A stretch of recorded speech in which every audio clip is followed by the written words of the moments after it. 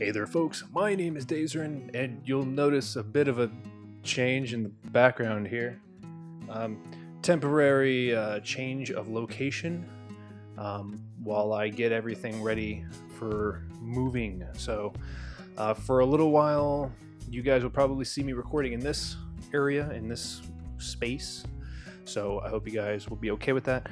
I'll see about maybe putting something up that's dark, so it's not super distracting, because I think it's better to have like a black background than have stuff in the background. But for now, still getting everything situated for the temporary time being. So I hope you guys don't mind for now.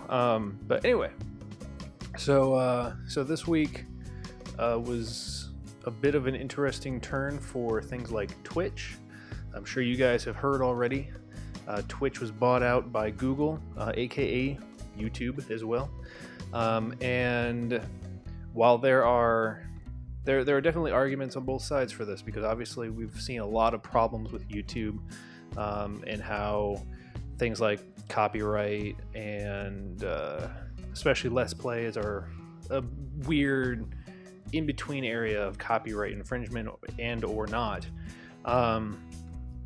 And we've already seen that Twitch is implementing a new content ID system, kind of like YouTube, that is going through and looking for music. So there are Twitch players out there who will put on music, copyrighted music, while they play their games. And if the content ID thing picks up the music, it actually mutes 30-minute chunks. If there's any music within that 30 minutes, it'll mute it entirely, everything. Which I think that's pretty harsh. I think that there's a lot of refinement that needs to go into this content ID system. I don't necessarily think that the content ID system is a bad thing. I think if you're just live streaming and you're playing a bunch of music over the live stream, copyrighted music, it's probably not a good thing, and you probably shouldn't be doing it. But there are instances, like for example, like if I was live streaming GTA 5 and I got into a car with the radio playing, the radio plays copyrighted music, so there's your copyrighted music. That's part of the game. So that's a big problem. You know, if people are listening to their music library while they're playing, I don't think I personally don't see the problem in muting it, because I think that you shouldn't be doing that. If you want to listen to music while you're playing, you don't have to be doing it via playing it through your live stream itself. You can always play it on something else. Have a tablet or a stereo or something playing it, that it's not going to be coming through to the people who are watching. Granted, you have a microphone that drowns out the sound too, if you're doing it that way, or you can put headphones in and whatever. So it's kind of it's a weighing pros and cons thing. I think that the implementation between Twitch and YouTube is probably going to become better, and we'll probably see a lot of Twitch's implementations with things like live stream chat and things like that will probably work between both systems. Hopefully Twitch does not require you to link your Google Plus account, but I think that's probably gonna happen. But we'll see.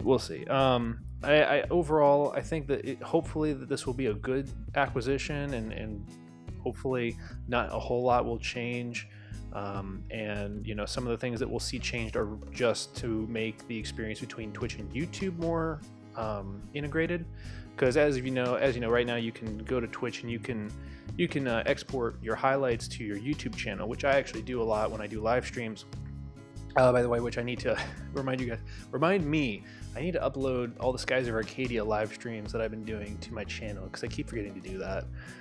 So I gotta get to that at some point. But anyway, so hopefully things like that will be a little bit more smooth. I've noticed that now you can't make your highlights any more than 2 hours, but at the same time they now allow you to have better integration with YouTube that I've been looking at, in terms of moving your highlights over from Twitch over to YouTube.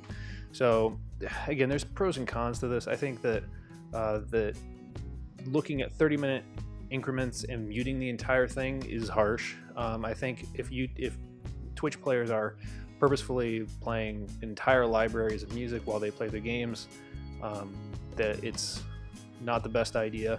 If you're playing a game and it happens to have copyrighted music in it, I think that there should be some kind of implemented system or something. And obviously this is going to be very difficult because there's a lot of video games out there. But having some kind of catalog that registers this song is included in this game, and if this game is identified with this song, it's not infringing that right because it is part of the game. But that's a very difficult thing because it would have to catalog all games and be able to identify the game and all that stuff. But we've seen that video games can be identified. We've seen it with things like Tomb Raider gets identified by Square Enix. So it's clearly able to be identified, the game. So there should be something that they can do to implement, hey, this is GTA 5. Oh, GTA 5 has this list of songs in the game. If these songs are detected, it's part of the game. It's not the Twitch player putting their music library up and playing it. At the same time, there are people who are saying, it's kind of ridiculous because people don't go to Twitch to listen to music. People go to Twitch to watch people play games, which is a very legitimate counter argument, and I completely understand that one. And that makes perfect sense. I mean, if you're going over to watch someone play League of Legends and they happen to be listening to music, I mean, I highly doubt you're going there to be like, oh man, I hope you play this song. You're going there to just watch them play League of Legends. I mean, it is a very valid point. So I want to know what you guys think about this. Do you guys think that Twitch being bought by Google is going to amount to a good thing? Do you see pros? What pros? Do you see cons? What cons? Obviously, like we've seen, it looks like there's a con already here, and it's probably going to hurt the service, but we'll see what happens. Let me know what you guys think about this whole thing. Also, with the new 60 frames per second coming to YouTube, I have a feeling that's probably going to be something that works with Twitch, because Twitch, you can live stream 60 frames, so I'm sure it has something to do with how they do it. So anyway, so that's my discussion for you guys this week.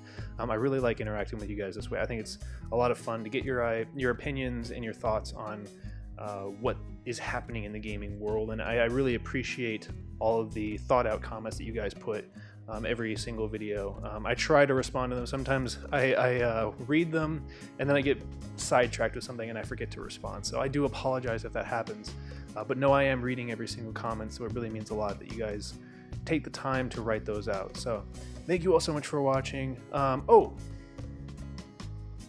SCP Containment Breach 1.0. I talked about this on my Facebook page. If you guys aren't following it, I'll tell you now.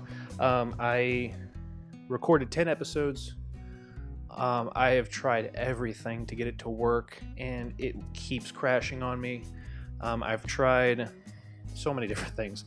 I've installed Box of Horrors, which was implemented into 1.0.3. I've upgraded all the way to 1.0.4, which I believe at this point is the latest version.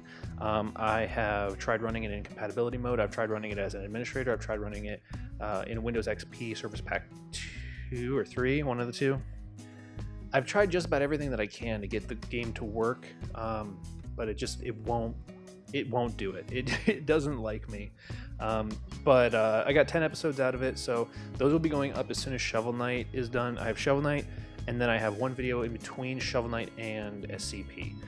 So 10 episodes of SCP. I hope you guys will enjoy it. I really like that game, and I really want to beat it, but until it has a more stable version, and I don't know if that'll ever happen just because it's an old engine, it's really difficult to record. It's really difficult to get an entire playthrough out of it. But I tried my best. I hope you guys will enjoy it. After that, I know a lot of people have been asking for me to do more Resident Evil games after I played the remake. So Resident Evil Director's Cut will be starting after that, hopefully. I am in the process of getting that one taken care of, and granted I get it done in time, you guys should see that one after SCP. Or actually, after SCP I have a few single videos that are going up, and then after that, hopefully Resident Evil. So I'm trying to get everything planned out, so you guys will have to bear with me as I try and get it all balanced and everything, and while I'm also working the new job and my other job and moving stuff, and so a lot of stuff going on right now, but I'm trying my best to make sure that you guys continue to have content every single day.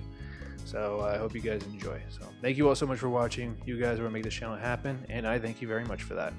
And I will catch you in the next video.